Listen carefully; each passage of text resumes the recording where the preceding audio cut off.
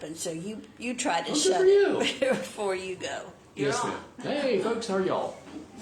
Okay, so, folks, we are in Jude, and good to see you. I guess we didn't have, is there a announcement sheet or anything like that around? Okay. Sometimes they put them there.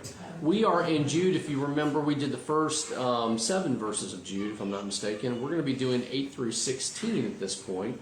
And so let's recap 1 through 7, if you remember. Remember the background of Jude. Who's Jude, if you recall last week? Jesus' half-brother, brother of James, right? Who wrote James, and Jude wrote Jude. And how was Jude's letter connected with 2 Peter when Peter was writing? How did we come to the conclusion? Were there any similarities, or what was the connection between 2 Peter when Peter was talking to the church and Jude when Jude was talking to the church? Peter was warning about false teachers. Right, in 2 Peter, right? That's right.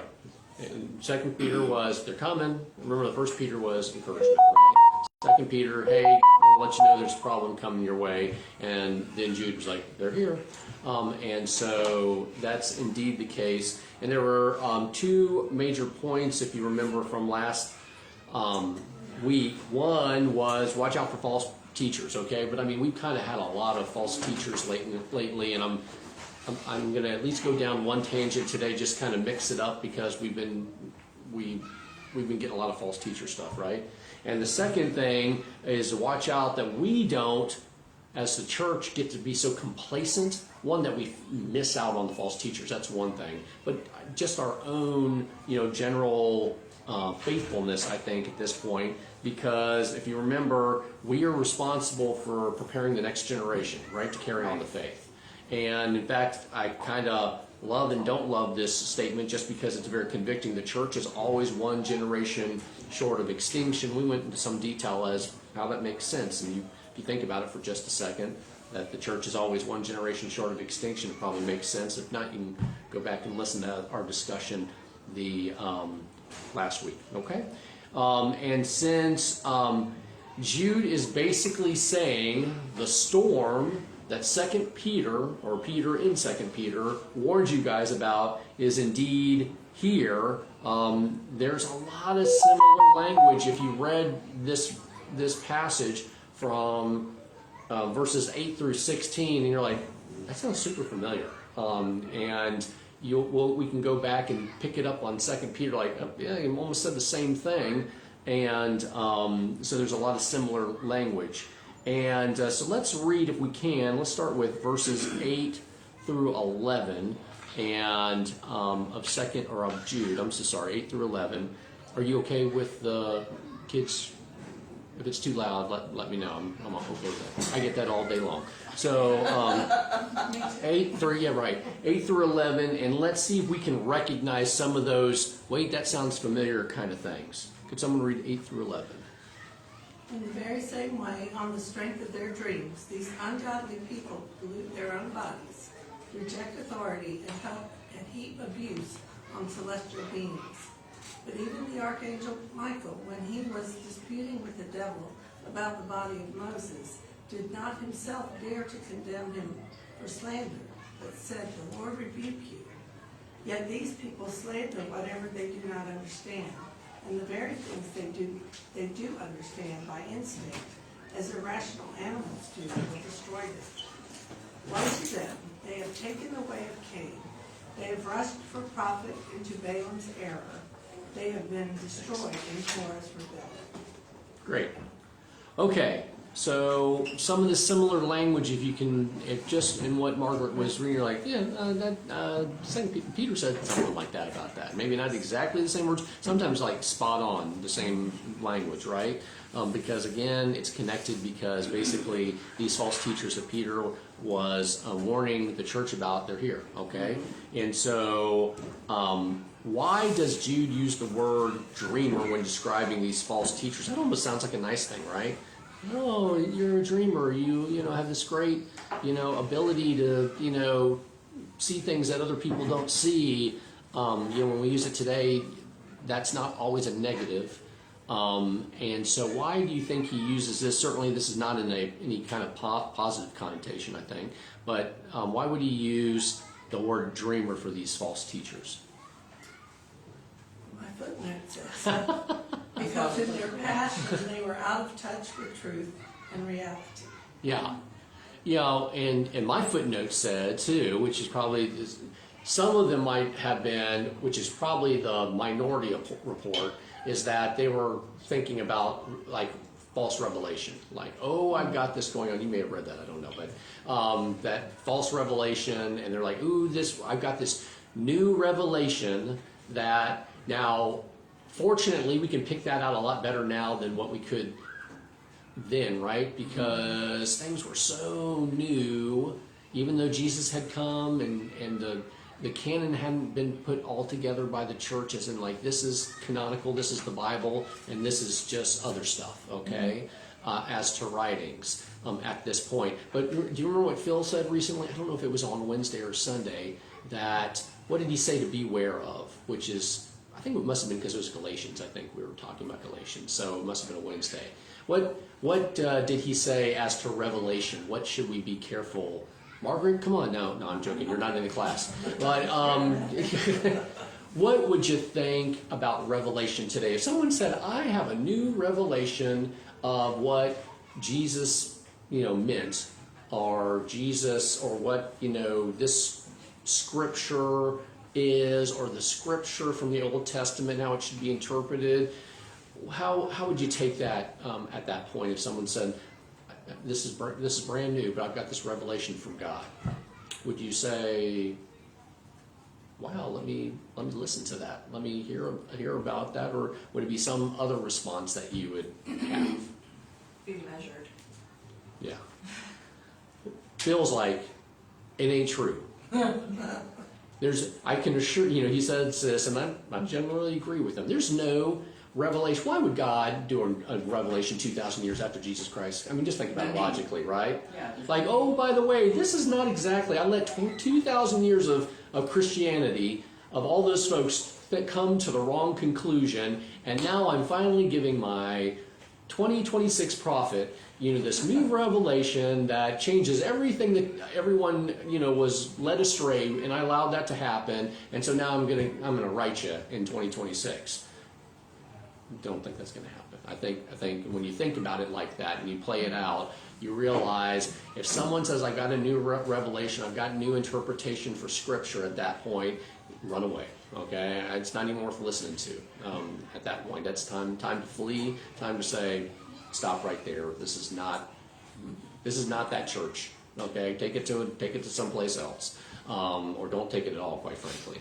But that's where we are at this point, and that's part of maybe the dreamer part. But I think in general we should always say, if someone comes up, some new mega church pastor, evangelist, whatever, if they say, I've got this new revelation, know that it is not that. Okay, I think you can be safe to say that God is not doing a revelation or of Scripture now, and allowed 2,000 years of people, of Christians, to get it wrong. Any thoughts about that?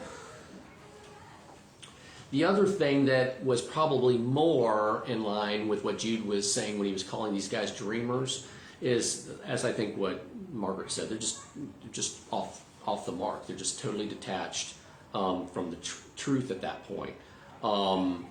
And what does he say in that continued verse? What does he say that these dreamers are doing?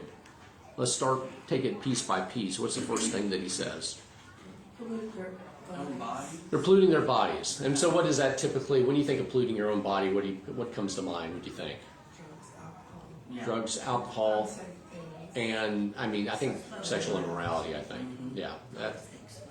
Okay, smoking too, right? Yeah, I don't know if that was the great heresy, but I'm saying that kind of cheeky. But the sexual immorality was a big deal there. Remember, because that's what the whole Gnostic thing was. It's all body different, spirit different. Do whatever you want. Did it go out on me? We're back. Okay, great. I'm back. And so that's where we are with that These guys were coming into the church because they had an agenda, okay? A lot of it was money, a lot of it was power, a lot of it was lust, okay? And Peter talked a lot about this lust stuff, right? Because he kept talking about Sodom and Gomorrah and, all this kind of stuff. So, and that they were doing things in even church ceremonies, which were totally inappropriate, and saying, oh no, this is okay. This is part of it, okay? And so that was one thing. Anything else about the, but yeah, I mean, it certainly, even today, we can talk about polluting our own bodies. What's the other thing that these dreamers are doing? Reject authority. Reject authority. This has got to, what authority is he thinking about? Is he talking about the police or, Like church elders. I think that's probably what it is.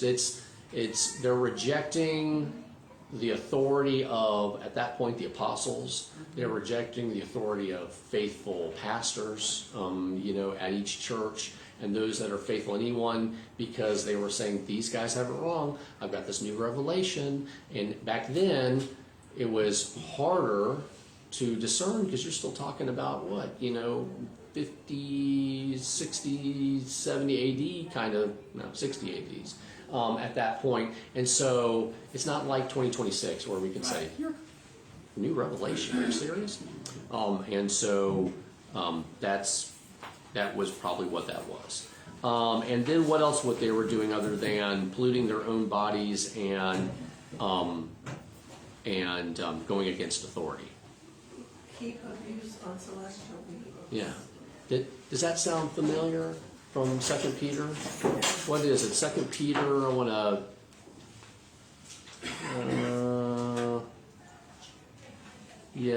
2 Peter 2, 10 and 11. See if this doesn't sound familiar. This is especially true, this is Peter now talking, this is especially true of those who follow the corrupt desire of the sinful nature and despise authority. Well, that sounds just exactly that.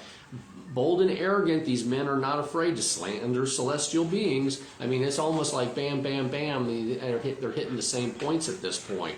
Now, did Jude probably read 2 Peter? And it's probably, that'd be tough. I mean, don't get me wrong. God can do whatever he wants and gives exactly the same revelation and same words to two different scribes at that point. But, I mean, I wouldn't doubt for a second that he read he read Peter's letter, his second letter to the church, and said, check, check, check, all these things are now. And so I want to have this continuity that, guess what Peter, warned of? Sexual immorality, polluting their bodies, rejecting authority, same thing here, disparaging celestial beings. And do you remember that whole celestial beings thing at that point? Remember, how did that come about, if you remember? Because it's kind of weird language, and we were like, what? Celestial beings were coming down and procreating with humans. Right. The sons of God, right, in the language of Genesis 6, if you remember, were coming down to the daughters of man, I think it was, right? And then they were talking about the Nephilim and all that kind of stuff. And whether that was taken literally or not, what these false teachers, remember, were using it as, hey, if the angels can do it, I'm okay. I'm good too. I can procreate with people that aren't, it's not in God's will, if they're, I'm not married to them or anything like that. And so, again, a lot of the same language. Also, he continues on. So let's in verse 9, what does he go into, this whole Archangel Michael thing? We talked about this a little bit, didn't we, several weeks ago? Some of y'all might have been here, some of you didn't. There is this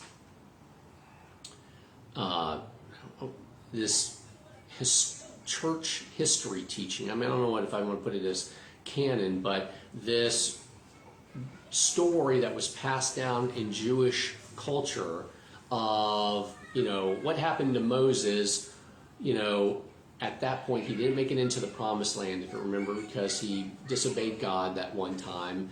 And so on Mount Nebo, he died, and God eventually buried him. No one knew where. And Wiersbe makes a good point. Why do you think that God did not want the nation of Israel to know where Moses, just take this logically, why do you think he didn't want the folks to know where Moses' body was? And that didn't become a place of worship. Right. I mean, don't you think the nation of Israel in their desired honor and their sadness, people do a little weird things when they're sad, and, I guess that's why they say wait a whole year if you have a major loss, in your family before you start making big life decisions. I don't know if that's true or not, but I can see how grief makes people do not wise things, right? Does that make sense? And so in that, it might have caused them to say, well, maybe we should just stay here, because we can't leave. And even some people say, well, I don't want to leave. This is where Moses was buried. And so, this may be God telling us this is our final place, in the Moab area, and not to go across the Jordan. Who knows what people would have gone to? I mean, they come up with crazier things. We got Gnosticism that's, rife in this time frame at this point. So, yeah, and not only that, just pure idol worship. Right? That would be the last thing that Moses, who was supposed to be like the meekest guy in the world, that was in the book of Numbers, right? That we would not, he would not at all want to be revered in that way after death or even during life, quite frankly. And so something happened between the archangel Michael, goes the story, and Satan, where Satan is causing some trouble with this whole Moses burial body thing, and he's doing something that he's not supposed to be doing. And does Michael try to fight Satan, or to do, to battle Satan, or to do anything against him? Or does he do something else? It seems kind of minimal. What does he just say? He rebukes him. He rebukes him, In the right? name of- Why do you think he decides to not do something? I mean, he's the archangel, right? At that point, if you take this as a literal Well, I think he event. realized that Satan had no power over the situation. Okay, He had no claim. Well, Satan felt he had claim to Moses, Right. but God said different. and God, I think at some point, I think we can agree, God has allowed Satan to have some authority here on earth, right? I mean, he's the prince of this world, right? And so, so there's some authority. I don't know where the line is But he's drawn, because limited. I'm Jim, and that's. Yeah. But he's limited, right? limited. And so maybe he was messing, like my kids mess around, and they start a little something going on, and and what Michael could have responded in different ways, but ultimately he said, "What? God's going to handle this, right? And I'm not going to address this, so I'm just going to rebuke you." And again, this was a much more measured approach than had he said, I'm going to get my guys, and we're coming after you, and we're going to settle this Moses thing, or whatever, whatever that could be.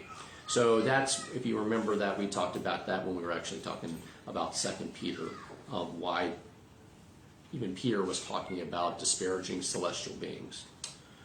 Any questions or thoughts about that? So let's go, this is really interesting because it seems like there's a lot of repeating going on. And you're like, Jim, I love coming to Sunday school, but man, a lot of the same thing I heard just a few weeks ago in 2 Peter, and now I'm getting a lot of this in Jude, and you're trying to repackage it as nicely as you can, but it's a lot of the same. And so why is this not necessarily a bad thing? Why do you think Jude felt that it was important to say it again and almost in the same fashion? Why do you think that might be? So it sticks in. It sticks in. Wiersbe kind of talks about that. We said this too. We need reminders, right?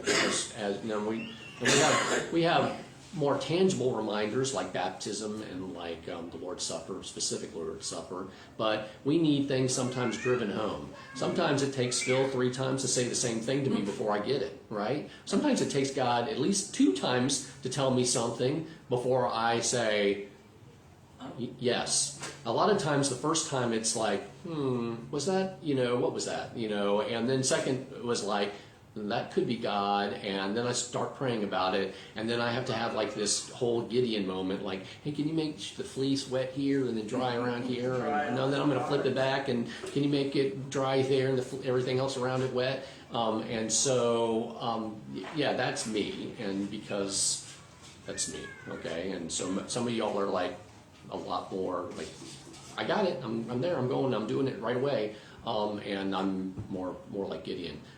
At this point. But I thought, as Jose said, tell me something that you felt that you needed to say more than once to your children. Or did you all, is it always like a one and done? Like, oh, he's got it, she's got it, we're good to go.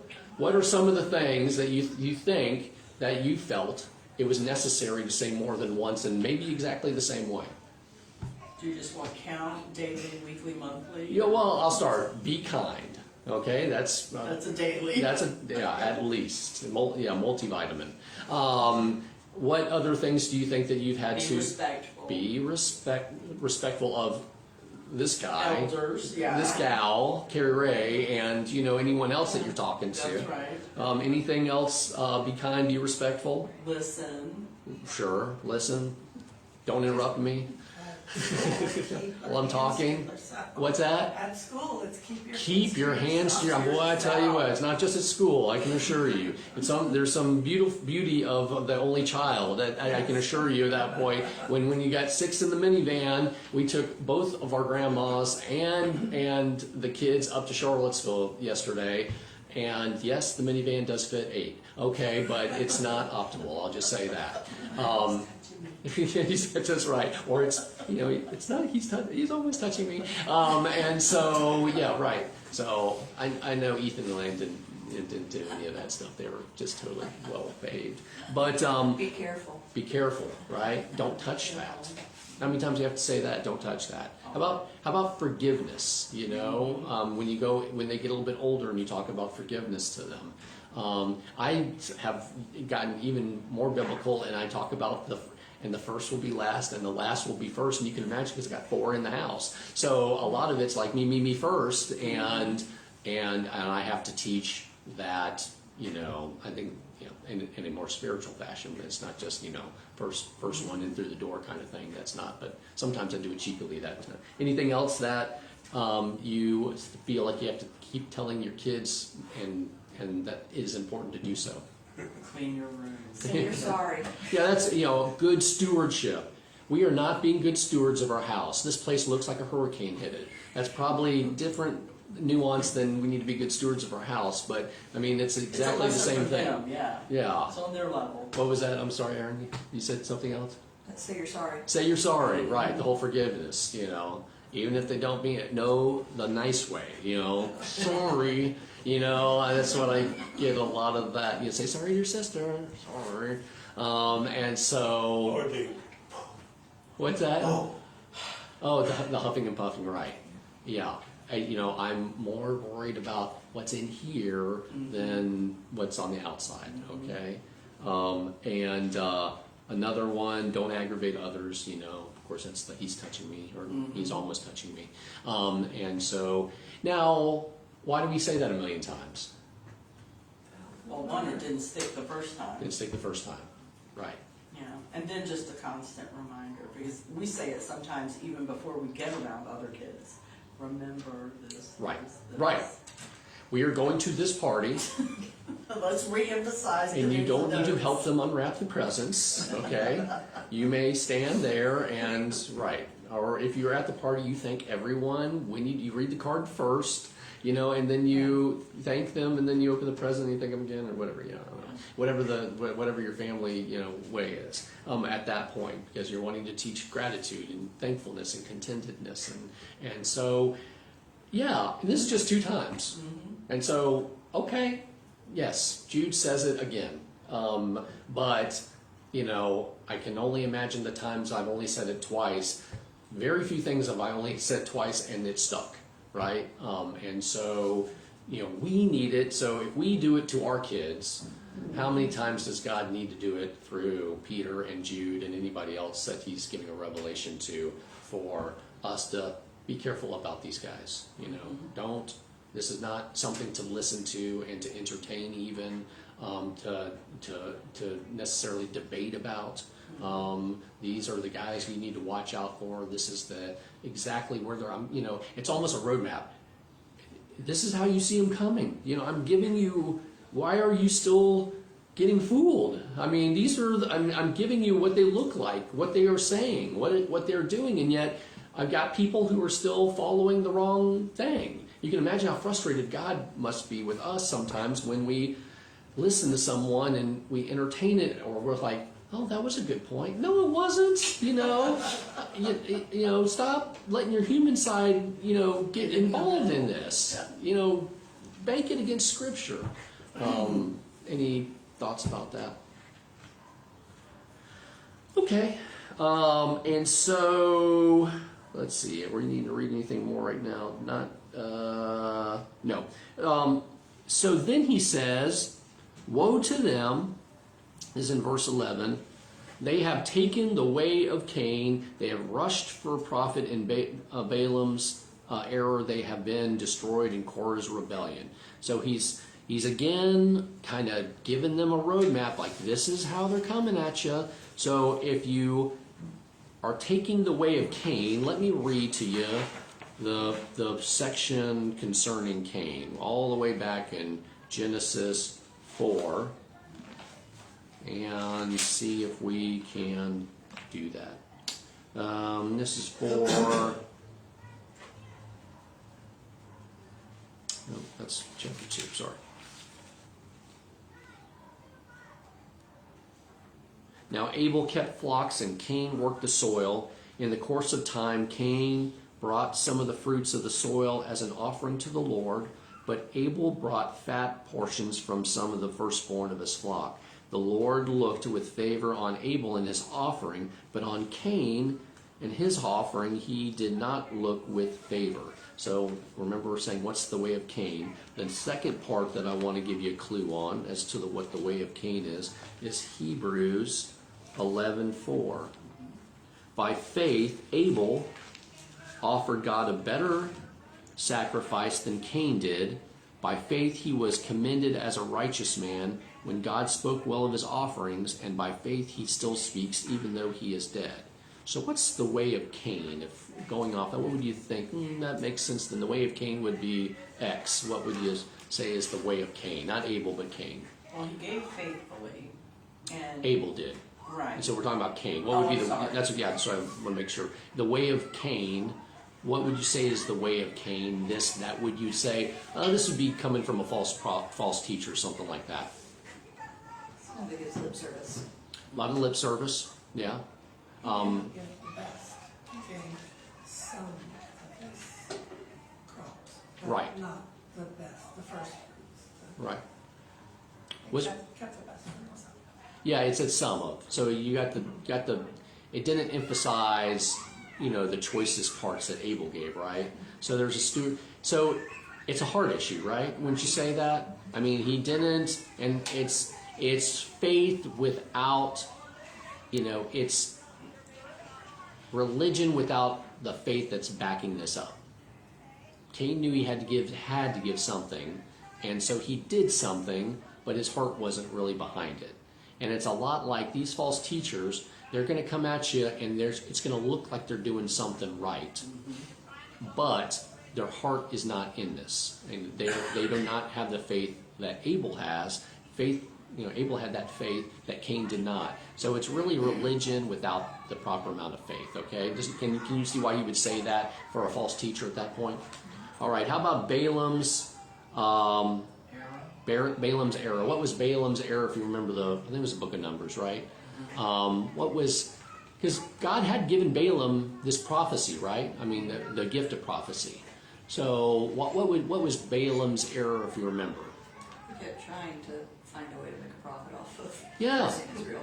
Yeah, I mean, he was doing his best. He even when he got to the plains there and looked over the Israelite, he tried to he basically couldn't utter the curse that Balak the Moabite king said, you need to curse these folks, okay? And basically gave a blessing, but then also, if you remember Balaam's horrible but very effective, advice to the Moabites and the Midianites was, hey, invite them to one of these love fests, where you're doing the religious things with all these, prostitutes and stuff like that. And then it totally hooked the Israelites, where thousands had to have been, destroyed, or the whole nation was disciplined. But through that, and ultimately Balaam was killed, right, by the Israelites. That was it. It was Balaam's error was using what God gives you to make a profit. I mean, in essence, I think. And can you see why Jude would say that's a part of what you need? You have the way of Cain, religion without faith, Balaam's error. These guys are doing things using their gifts, and they sound, they've got the gift of gab and all that kind of stuff, but they're not, but they're doing it for money. And then Korah's rebellion. Korah rebelled, if you remember in the book of Numbers, he rebelled against Moses and Aaron, and he was a Levite. And if you remember, they were supposed to be the Levite, the Levites that helped the priests, right? And Korah, if you remember, came up to Moses and Aaron after, Aaron's family was to be the priests, and he says, God's gifted all of us the same way. And you shouldn't be, just because he told you that you're a priest doesn't mean I can't be a priest either. Even though God was super specific as to who's going to be the Levites, who are going to be the priestly order, and that kind of stuff. And so that his rebellion was, and if you remember, he got all burned up with a whole bunch of 250 others, if I'm not mistaken. But he basically was going against God's authority, Moses' authority, which again, same thing, right? What are these guys doing? They're saying that preacher doesn't know what he's talking about. God's not talking to him. Listen to me, and that's what, and you'll be fine if you do that. Anything else? Hopefully you get that from the way of Cain, Balaam's error, and Korah's rebellion. Okay, could someone read? And I guess today it's not, instead of Moses, or even no one really comes after Phil and says, oh, God's not telling him that. They may say, oh, I just totally disagree with him. But they just say, I don't believe the Bible to be that. I mean, that's the authority, right? I mean, that from which Phil's preaching, right? That God's giving him that message. So what we get today is not Korah's rebellion like I want to be a priest or anything, but it's Korah's rebellion like, nope, the Bible doesn't say that, and I don't, or even if the Bible is clear, I don't respond to that authority, and it's just a book, right? All right. Someone read 12, 13, and then jump to 16 if you could. So 3 verses, 12, 13 of Jude, and then 16, which is the end of that passage. And these people are blemishes at your love feast, eating with you without the slightest qualm, shepherds who feed only themselves. They are clouds without rain, blown along by the wind, autumn trees without fruit, and uprooted, twice dead.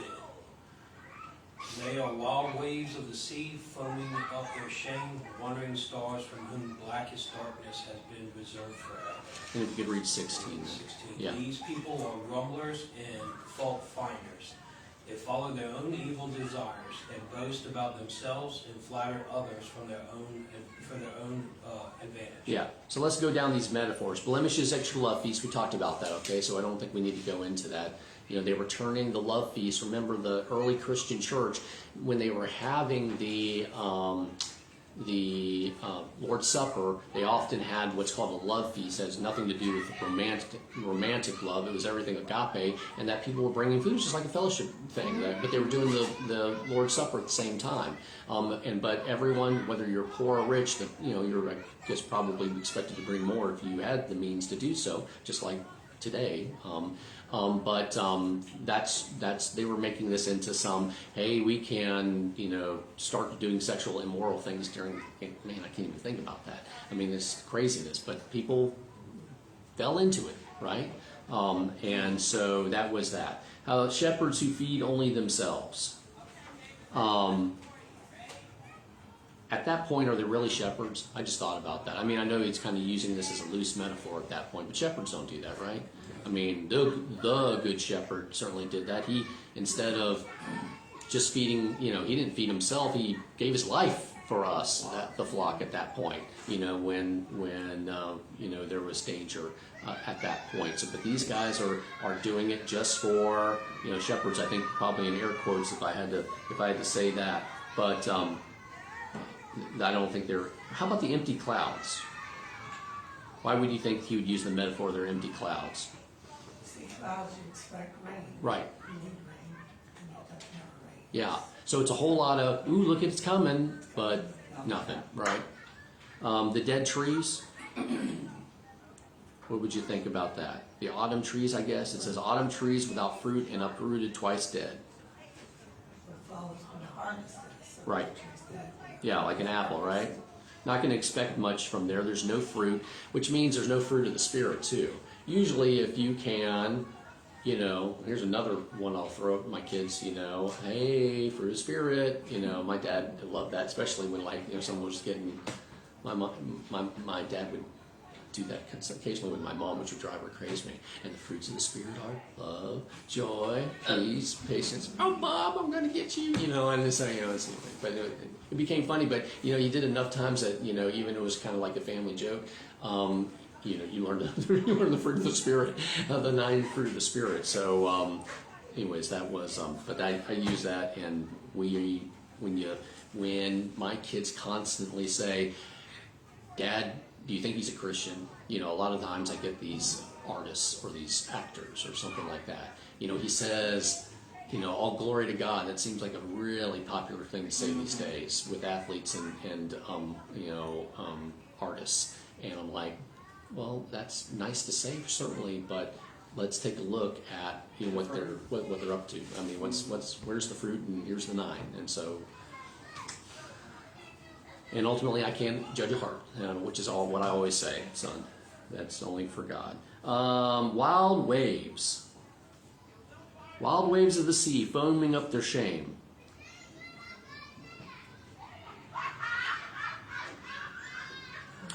Have you, so I'll tell a story myself. We were on a cruise and we were coming around the Outer Banks, which is notoriously choppy and dangerous, I think, in certain seasons. In fact, don't they have like the cemetery or the graveyard of the Atlantic? Yeah, the Atlantic, right? It's right there. We left Norfolk and we came back. It was like our last night, and man, I don't know what was going on, but the boat was, and this is a pretty big cruise ship, but I mean, have you ever been on one of those cruise ships when you hit rough waters? But it was a lot of and you fall, but and you're like trying to keep your balance as you're walking down the hallway, and a lot of people just stayed in because they were probably not feeling well. But I just remember like the power of these waves on this huge ship. Powerful but dangerous, right? And I guess I thought that. Any other thoughts you can think of as the metaphor with the wild waves at sea? And then finally, wandering stars. Now, what's a wandering star? It says, for whom blackest darkness has been reserved forever. So we'll put that off to the side, but just the wandering star there. What would you think someone would cause a wandering star when you're 1st century AD at that point? Because stars don't wander, right? They typically stay in one spot. Navigation. Yeah, right. You're supposed to be able to tell where you go and how you're supposed to go. So it can't be a real star, right? If we're thinking about a wandering star, what do you think he's talking about with wandering stars? Like a shooting star, I think is what it is. We've seen those, right? Or something in the atmosphere, I guess, an asteroid or meteor or something like that that's burning up at that point. And back then it would be called, it's a wandering star, right? At that point, because stars allow you to find where you're going. They guide you, right? Which is a good thing. Wandering stars, they're there for a second, they burn out. You have no idea what you're doing at this point. So you can see why Jude would use the metaphor wandering star. But anytime you hear something like that, that's what I think that typically means. And so, again, we've probably said this before. In verse 16, who do you think they are grumbling about? Grumblers and fault finders. Who do you think they are grumbling about and finding fault with? Others in church. Yeah, the faithful, right? And it may not be a full frontal attack. A lot of times in church, it's not a full frontal attack, right? A lot of times it's let me tell my friend X, Y, and Z, or let me tell 2 or 3 of my friends X, Y, and Z, and let it spread a little bit. And can you believe when, the pastor told me this, or, I said this to them, or he didn't visit me as often as I'd like, or something like that. But these are, and don't get me wrong, we have that, but that doesn't mean you're a false teacher, okay? That means we shouldn't be saying those things. But false teachers are doing it for a reason. If I can throw this, shade on, if I'm using the term correctly, on this person, then you're going to question them, and then I can start to make inroads into the folks that don't know any better. Anything else as it relates to that? I don't want to beat the dead horse too much.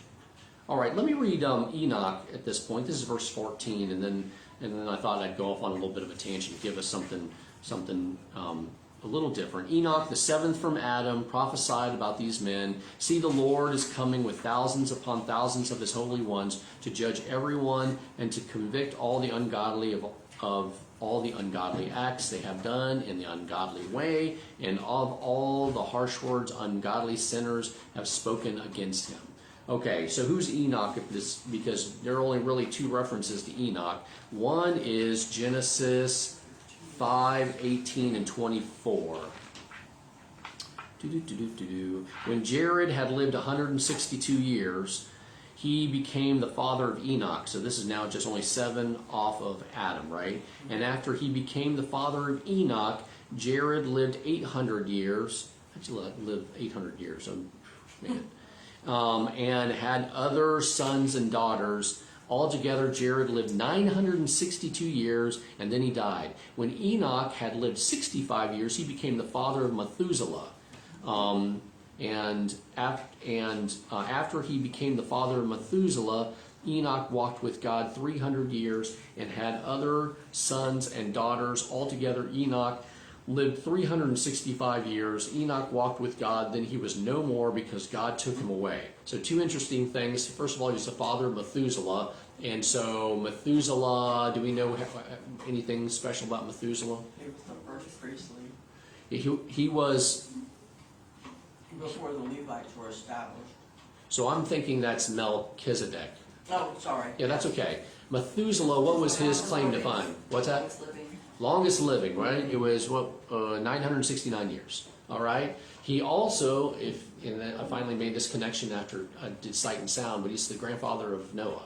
Okay, remember it's Methuselah, Lamech, and Noah. So now you're talking 10. Noah's 10 from Adam at that point. If you have it, of course it's not like 10 regular us generations. It's 969 years or whatever. And of course it's not quite that because they're having children earlier. But there's 9 to 10 generations. I'm not sure what the term would be from Noah to Adam at that point. And so that's Methuselah. And so what's Enoch's claim to fame at this point, other than he was righteous? He didn't die.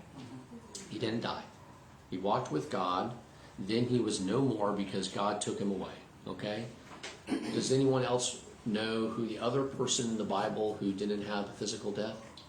Elijah, right? The whole chariot of fire kind of thing, all that kind of stuff, which is what I'm going to talk about in just a second. And then the other reference of Enoch was Hebrews 11:5. Oh, by the way, the 11th chapter of Hebrews, anything special about that chapter? Cloud of witnesses. Yeah. It's that close. That's 12. What's the 11 one that's really, it's the chapter of faith, and you're right. Then Aaron 12 talks about the cloud of witnesses, which I love.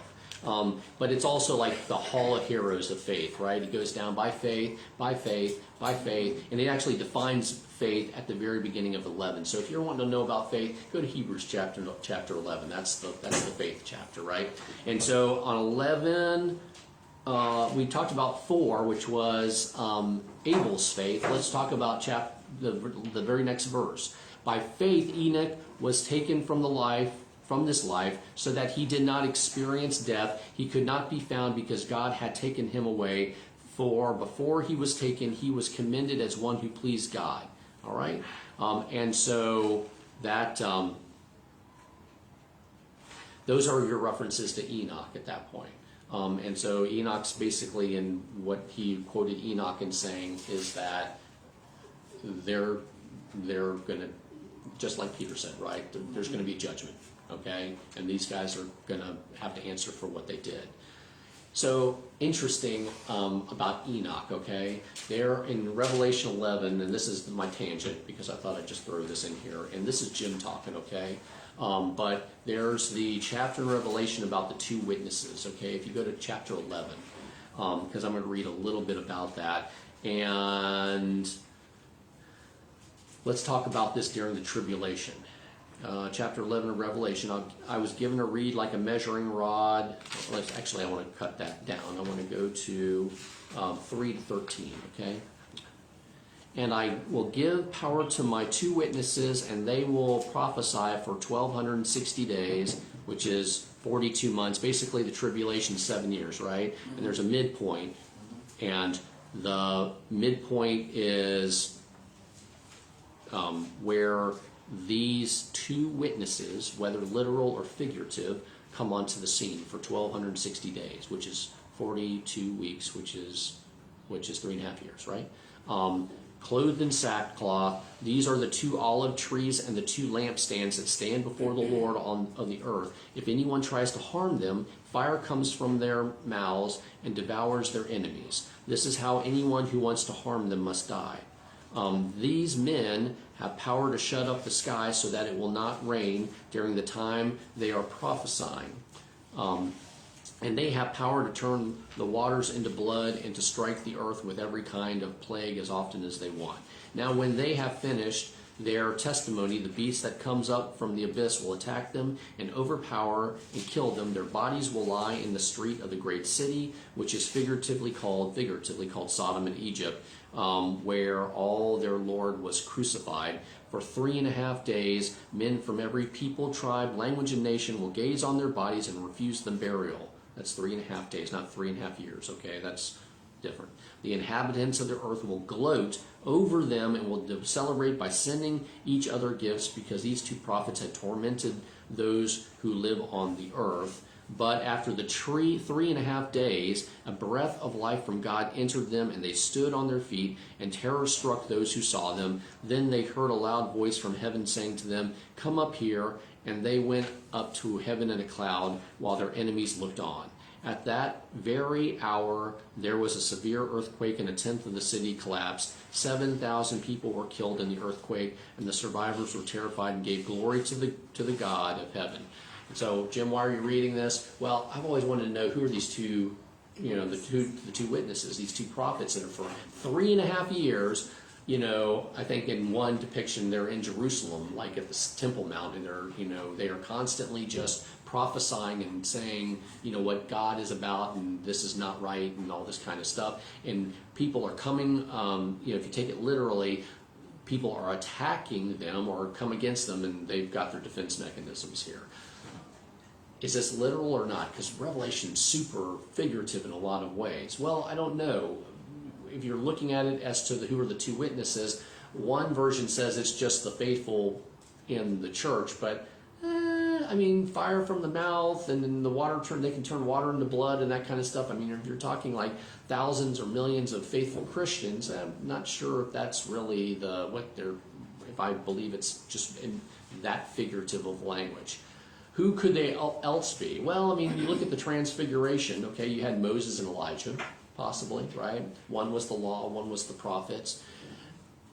Just in Jim's perspective at this point, I'm thinking, well, everyone's supposed to die, at this point, and there are only 2 people who hadn't died at this point. One's Enoch and one is Elijah, okay? And, this is just me, okay? And although there are others that say that they believe this, but that makes sense to me. And I like things that make sense, even though it may not be at all. But I think this could very well be one of the two. Enoch could be one of the two witnesses, because eventually they will die, right? Because the beast comes out and devours them. At least at that point, everyone celebrates until God gives them back their life. But at least they've died one physical death, which they haven't, at least up to this point, Elijah and Enoch have had. Okay, that's kind of a tangent, and you can take it for what it's worth, right? Anything else about Jude and the false teachers? All right, let's close in prayer. Heavenly Father, I just want to thank you for this day and the blessings that you give us. Thank you so much for the scripture, Lord, that you give us through those faithful people, Lord, those believers. And Lord, let's always be on watch, even though, Lord, we have a great pastor at this point. Lord, let us make sure that he's protected. And Lord, we just ask for blessings from those that would want to deceive others about you and about Jesus. And Lord, don't let our faith ever get too complacent that we just start to slowly slip from faithlessness, and let us be strong in giving that to the next generation. We ask these things in Jesus' precious name. Amen.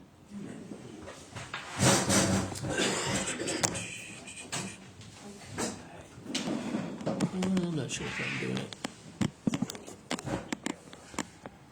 I'll let you do that, because I think we're not sure if we're off yet.